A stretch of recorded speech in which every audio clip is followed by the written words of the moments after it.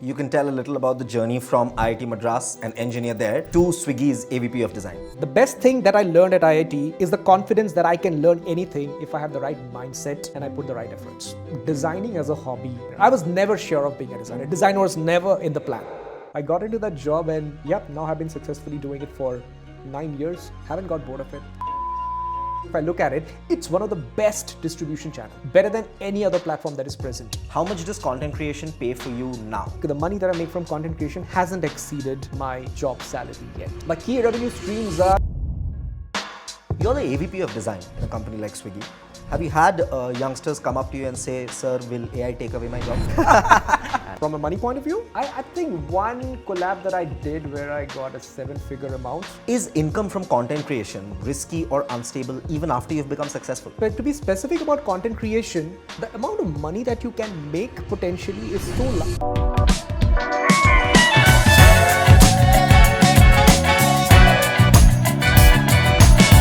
What if you could go from engineering at IIT Madras to leading design at one of India's biggest tech companies, all while also building a content brand that teaches design to thousands out there?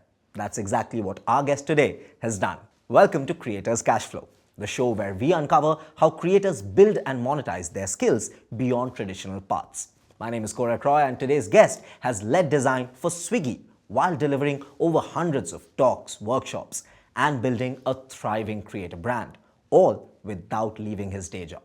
In this conversation, he's going to unpack how he transitioned from engineer to designer, how COVID accelerated his online presence, and the moment LinkedIn backed his creative journey, and exactly how he balances his leadership role with content creation.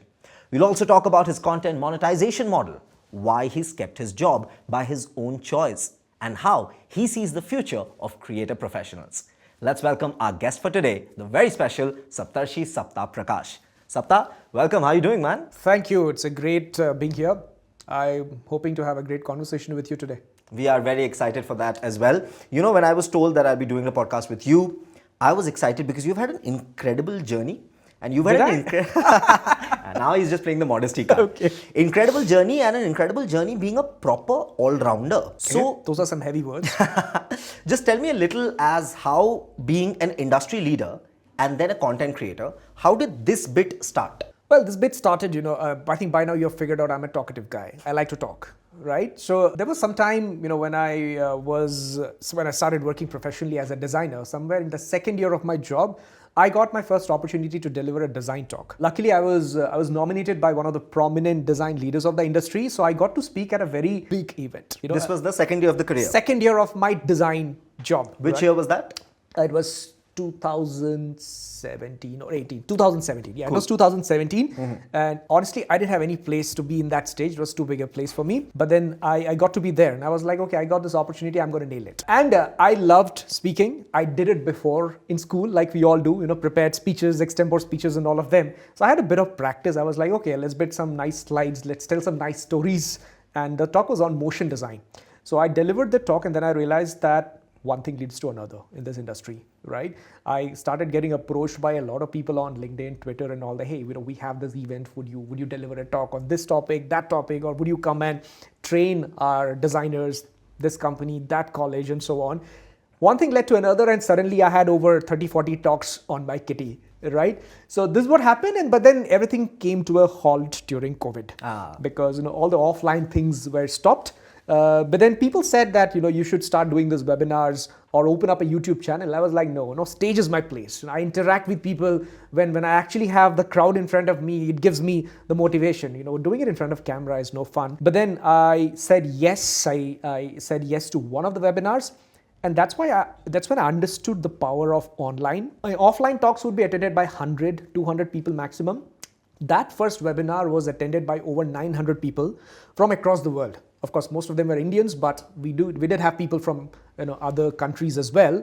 And I realized that whatever I could do on a physical stage, I could do 95% of that even over Zoom, right? I was interacting with people. I was running polls. I was asking people to raise hand and ask questions and participate in the kind of discussions that we were having. That gave me confidence. And again, webinar also, one thing led to another. And over no time, every weekend I was in some or the other webinar.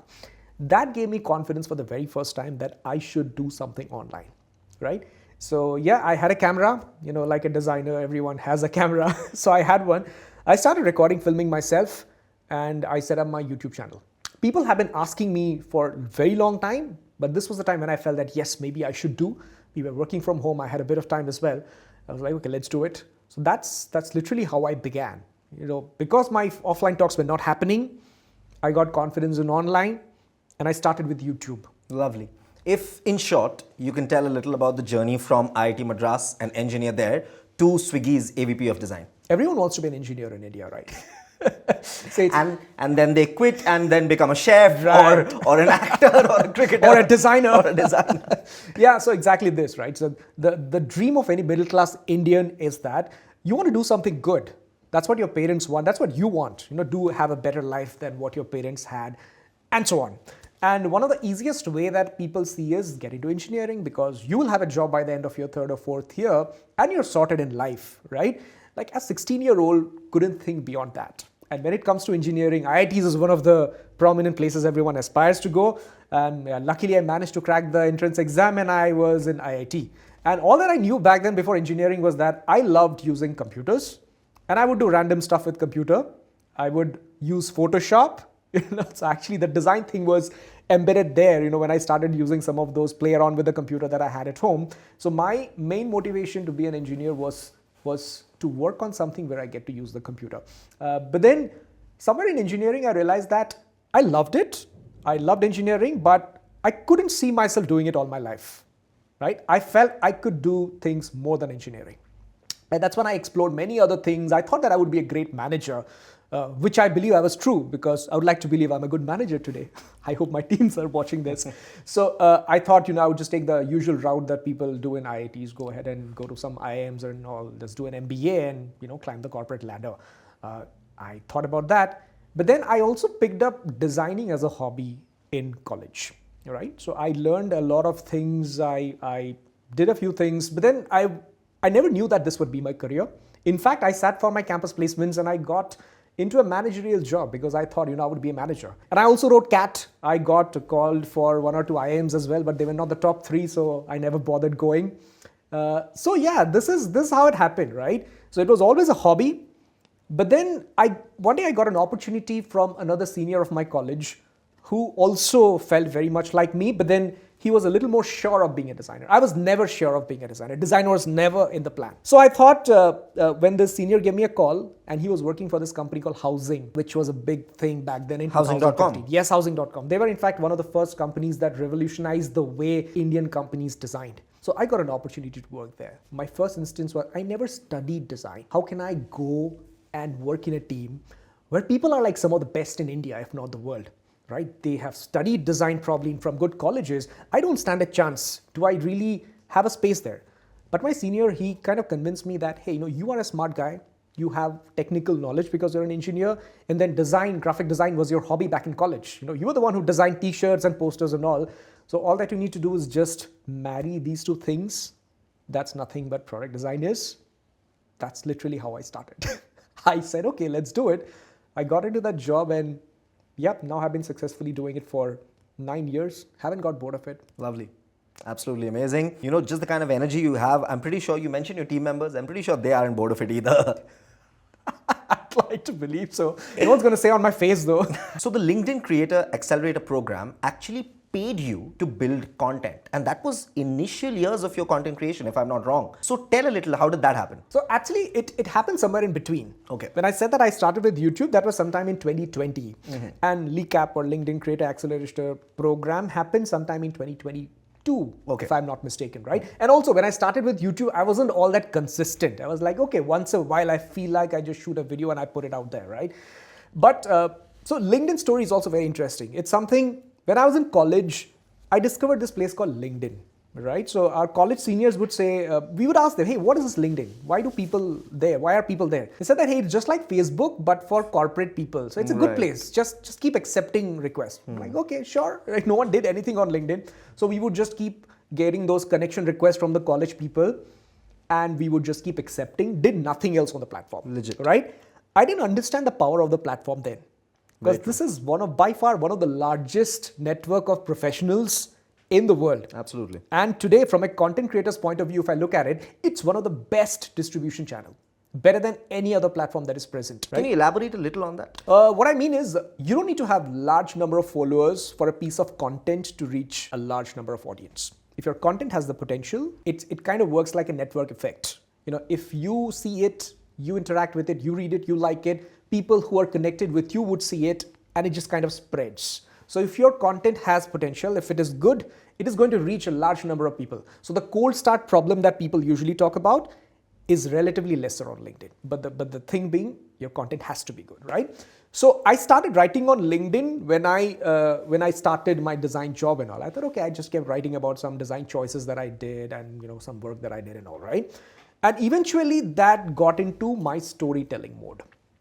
I started telling stories, real thing that happened in my work, or some discussion that I had with a colleague and how it went. And I feel I did a decent enough job to put it out in a way that people would want to read it all the way to the end. So it happened, but I wasn't all that consistent. Then one fine day, someone from LinkedIn reached out to me and they said that, hey, we are doing this program where we are handpicking some creators from across India and we are enabling them to create more content on LinkedIn. And that was also the time they were trying to promote videos. Right. So they actually wanted me to create video content on LinkedIn, right? And as a part of this program, so they said, okay, we are including you in this program. And as a part of this, they also gave us a decent amount of money. That was the first time, of course, I kept doing it for LinkedIn. It went on for a couple of weeks. I don't exactly remember. So when that money came, I was like, okay, this money came because I was creating content.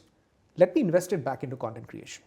So that was the first time I actually thought that let me hire a strategist or a writer who could help me, brainstorm on some of these ideas and write some scripts for me. Okay, let's hire an editor because previously I was doing everything. So that was the first time when I thought that, okay, let's do it. So that definitely was one of the turning points in my career because, see, my family had always been into service. You do a job, you get your salary. That's about it. We don't understand what business is all that much. But this was the first time I realized that if I invest certain amount of money, I can actually make back a lot more money than what I could if I had not invested that money. I understood the real meaning of business from that money that I made from LeCap. And sure, today I work with various agencies and all who help me in various aspects of my content creation. But yeah, the origin was that.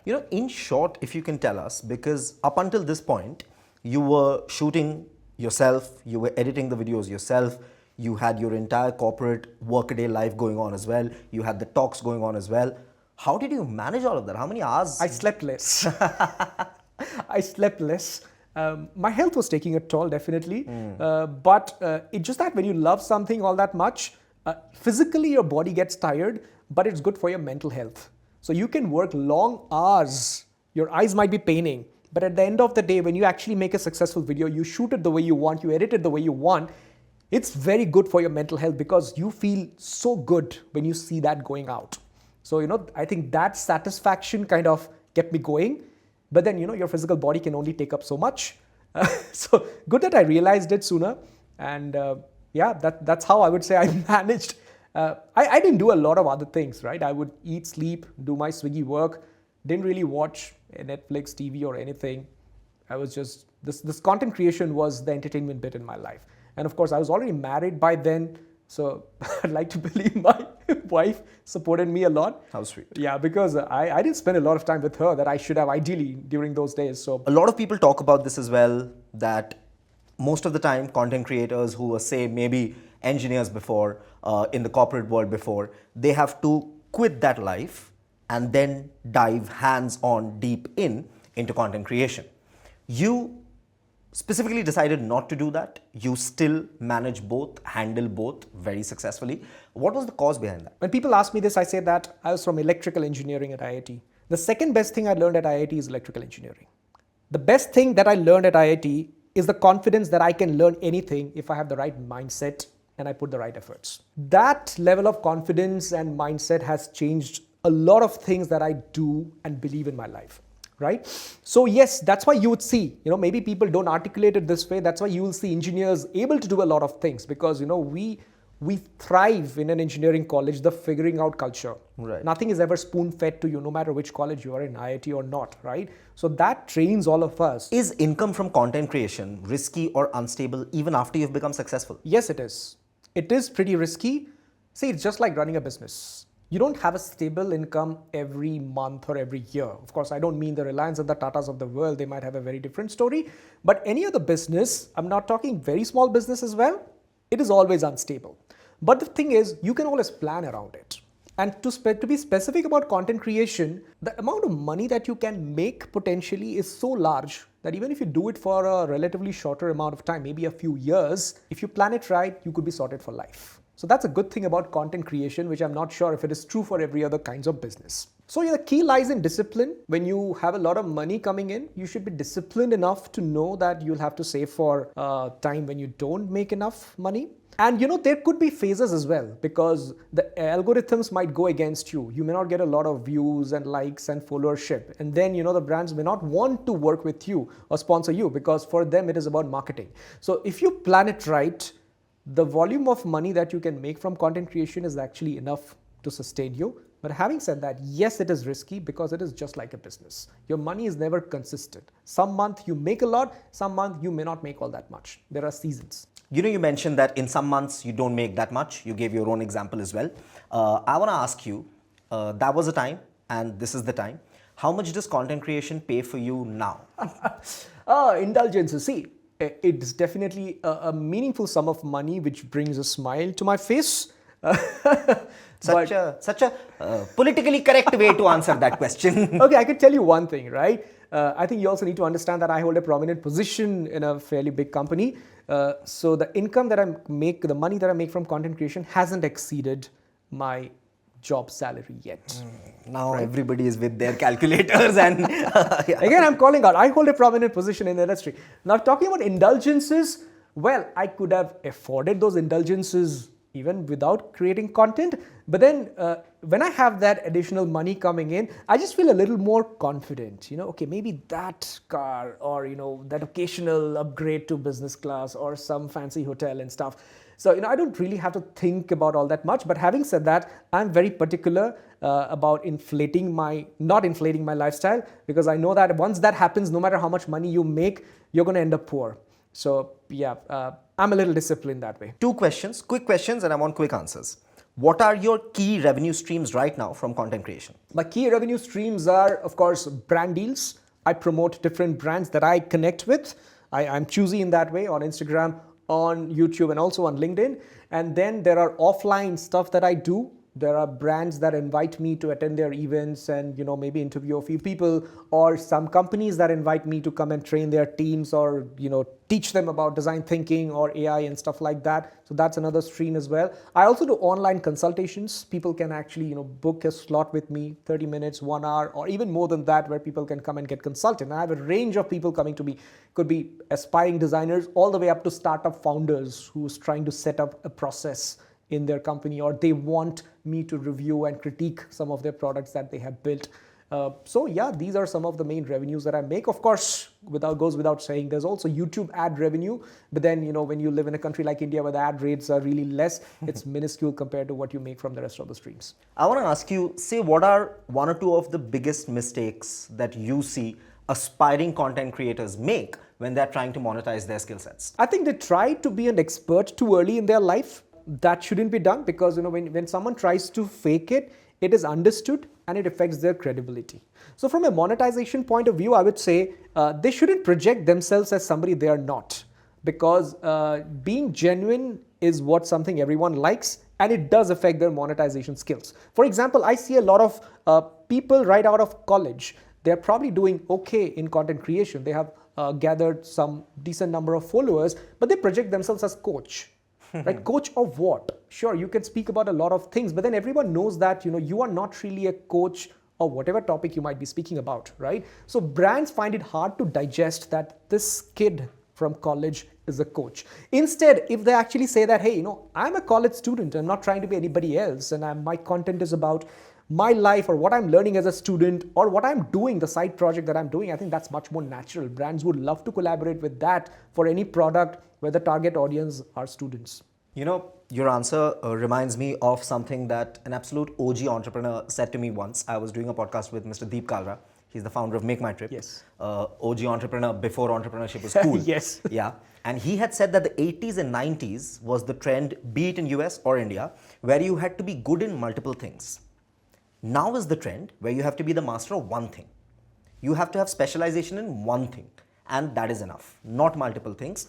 This is the time where you need to be the specialization in one thing. So I think your answer pretty much speaks about that itself. True, but I have a slightly different view on this. I do believe that you need to be specialist or really good at one thing, but I extend it that you need to be good at multiple things and then really good at one or two things, because I think that's much better than just being good at one. Otherwise, jack of all trades, master of none sort of thing can also happen.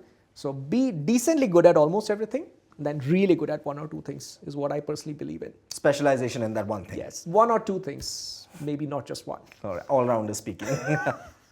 All right, if you had to start your content creation journey now, no following, same skill set, what's going to be the 90-day plan? Question, so do people know me who I am or people do not know me? No following. No following. Sure. What would be a 90-day strategy, right? I think I'm going to pick up two platforms, LinkedIn and Instagram, because their distribution channels are much better. LinkedIn, I think I already mentioned why the distribution channel is better.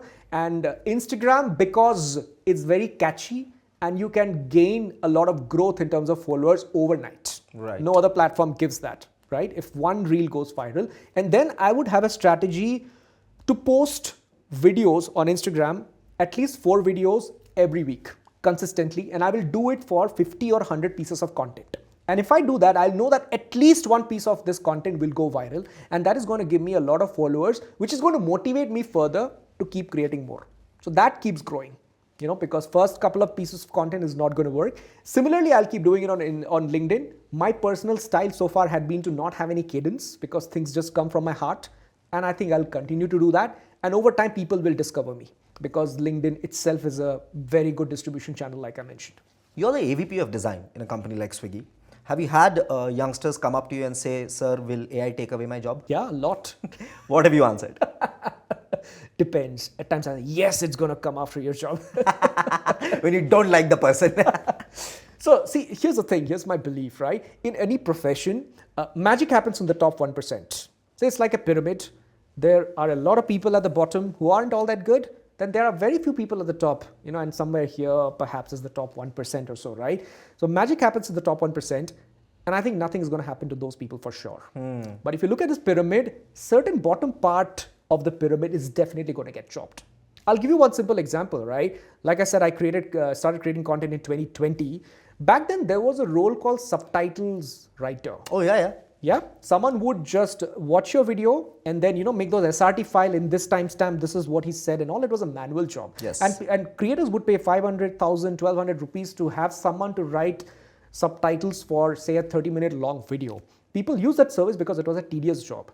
And I don't even need to use AI. Today, even before AI became mainstream, tools like Premiere Pro had it automated. It would just look at the audio and transcribe it for you. What happens to the person whose sole specialization was subtitle writing? Gone. Unless that person was also into many other things, they would not survive in this industry, right? So it's that, what are you holding on to? What is your core skill? Is it something so mundane that a computer can do it better than you? Then you'll definitely lose your job. But if your job involves where you're actually using your creativity and it's not straightforward, doesn't go by the rule book, you're actually reasoning a lot and then proposing a solution or building something, it is tougher for a machine, AI, to take that job up. And that's what top 1% of the people are doing in any profession. The top 1%, advice to the youngsters on how they can get to that top 1%, be it a corporate ladder or a ladder of content creation? Be a student all your life. Stop trying to project yourself as an expert too early in your life, because that kind of plays with your head. You feel that, hey, I know it all. I don't need to learn something. Be curious. Yeah. If you do all these 3 things, you will figure things out. You'll always have the hunger to go deeper and then keep asking, why is this like this? Why have we been doing this? Why not that? You will start questioning the status quo. You will start questioning the rules that many people blindly follow. And then one fine day you will see that you are able to reason why the rule exists in the same place. You will not just know the rule, you'll also know how to break it. That's when you're broken deep into it. And at the top 1% is all about working on deeper problems and non-straightforward problems. Great advices there, Saptarshi. Incredible insights, incredible conversation, deep. But the next and the final segment of our podcast is going to be all about fire and quick answers. It's time for the rapid fire. All right. And a little birdie tells me, and what I've heard from Saptarshi in the last 1 odd hour, it's going to be full of fiery answers. Okay, let's see. I'm not spontaneous, but let's see. I'll try my best. All right. Should creativity serve culture or should algorithms serve culture? I think creativity should serve culture, and once that happens effectively, algorithms jhaak maar ke piche aayenge. Most underrated skill for 2025 or 2026 that no one is being trained for yet? I'll tell you two. Number one is communication skills, because in this world of AI, you are essentially communicating with a machine just like you would do to a human. I think that's missing in a lot of people. They fail to articulate and communicate their thought, their head out. That's one skill. And the second thing is going deep into anything, beyond surface level. We have a lot of people who are into surface level. You want to get into the top 1%, right? What's the most toxic part of design culture in India right now? Toxic part. It's that a lot of people believe or think it is easy and that it can be done really fast. Boxes ही तो बनाने हैं, text ही तो डालने हैं, image ही तो डालने हैं. They don't really understand the process behind it and how much of thinking has got into ensuring that that card actually does the job for your users. Would you rather lose all your past videos overnight or lose all your future content ideas overnight? I would rather choose to lose all my past videos overnight. Elaborate why? It's because, the past videos are already consumed. People have seen and probably gotten benefit out of it. And some of the past videos, things which were shot, say 3 years back when I was started out, may not be all that relevant today. Some of them are, but many of them may not be. I might have made updated versions of that. I agree with your answer. Plus, there's a loophole in the question. You're just losing the past videos, not the followers. So it's fine. Okay, I didn't consider that. Exactly. Which design tool or app you just can't live without? Figma. Quick pick. Early morning brainstorming session or midnight creative jam? Midnight creative jam. Not a morning person? Not an early morning person, but yeah, I reach office by some 10 after darting through 1 hour traffic. The Swiggy campaign or design project you're proudest of? Oh, there are many. One of the recent ones that I can think of is Snack by Swiggy. I really had a lot of fun working on that. Most overrated piece of design advice you keep hearing all the time? Overrated, like design is not just about how it looks. Sure, everyone knows that, but design is also about how it looks in addition to every other thing that we talk about. But that advice kind of makes it feels that aesthetics is not important, which I disagree with. Aesthetics is as important as functionality and every other thing that people talk about. If LinkedIn and Instagram shut down tomorrow, where would you share your content next? People would invite me to go and give private sessions to them. Private sessions? No, only LinkedIn and Instagram are shutting down. The stages will all be there for you, Saptarshi. That's private. That's 100,000 people are there. Somebody would have flown me down to deliver a talk. Sure, I mean, not a private, but yeah, closed doors events, sure. Before we end it, I know I asked you about an advice to get to the top, but one final question, advice to a youngster who is looking to kickstart their content creation journey, who are still stuck in the midst of the dilemma that you picked. You created both a corporate journey as well, a content creation journey as well, a dilemma that a lot of people have picked on the other side. They have just moved forward with content creation journey. Somebody who's in the middle of that dilemma, what will your advice be to them? You mean the quitting job versus not quitting job? A part of that, and B, how can they actually become good content creators? For good content creators, I would say, begin with creating above average content. Don't think that, I need to make this viral or something. Just make above average content and be consistent, at least for 50 to 100 pieces of content, video or text or whatever it is. And like I said, at least one of them would go viral, which will get you a lot of accolades. Could be in terms of likes, followers, and that will motivate you to keep going forward. And regarding the other thing, yes, figure out the right way to monetize. There are a lot of people who help you do that. For example, I'm really bad at asking for money. I'm really shy asking for money. From clients, you mean? From clients, say anyone. So I never do money talk. I have people who do it on my behalf. And I make sure that, they get the best rates for me. right? So if you're one of them like me who do not know what your worth is, how much you can charge and all, get people's help. They'll just take a small cut out of your income, but it's definitely worth it. Your favorite design creator? Myself. Your second most favorite design creator? Okay. That's a tough pick because, I like a bit about a lot of people. Favorite creator for me would be people from where I can learn something from. And I learn a bit of things from different people and they're not necessarily design creators. For example, I think you know Chris Do. I really like how he sells and talks money, which I'm not good at. I just mentioned in a bit, right? I like him for that part. Then there's a designer called Anik Jain. I really like the kind of logos he makes, right? And then there's Ansh Mehra. Ansh was an intern in my team and I can't feel proud to see what he has achieved in the field of content creation on YouTube. Right? I really like the way he teaches, right? And then if I go beyond, I really like the way Shah Rukh Khan carries himself. Everybody loves the way Shah Rukh Khan carries himself. I don't mean what he does in his movies. You should watch his TED Talk. Yeah, same. The His self-deprecating humor, the way he's actually saying right things, but in a way that makes it entertaining. I really like that. I really love vocabulary of Mr. Shashi Tharoor, although he's not a content creator, but yeah, I get inspired from a lot of people who are not necessarily from design background. Last question of the rapid fire. One income or an event that made you think I've made it as a creator, keeping the job aside. From a money point of view, I think one collab that I did where I got a 7-figure amount, that really made me feel, man, this is big. 7-figure for one collab? One collab, but not just one deliverable. There were more than one. So yeah. Definitely made it keeping the job aside. Saptarshi. But like I said, it doesn't happen every day. So yeah. Saptarshi, what a delight it was to have you here and talk to us. As I said, great insights, great conversation, some really fiery answers for the rapid fire as well. It was such a delight. Tell us in the comments what were your favorite moments from the podcast. How was the chat for you? It was wonderful. I think I really had a great time chatting with you. I love the energy you have. Thank you so much. Energy. He has a great one as well. I was trying to match you. If you enjoyed this video, hit the like button, share the video ahead and subscribe to ABCD of Money for more such content. This is me, your friend Korak, signing off.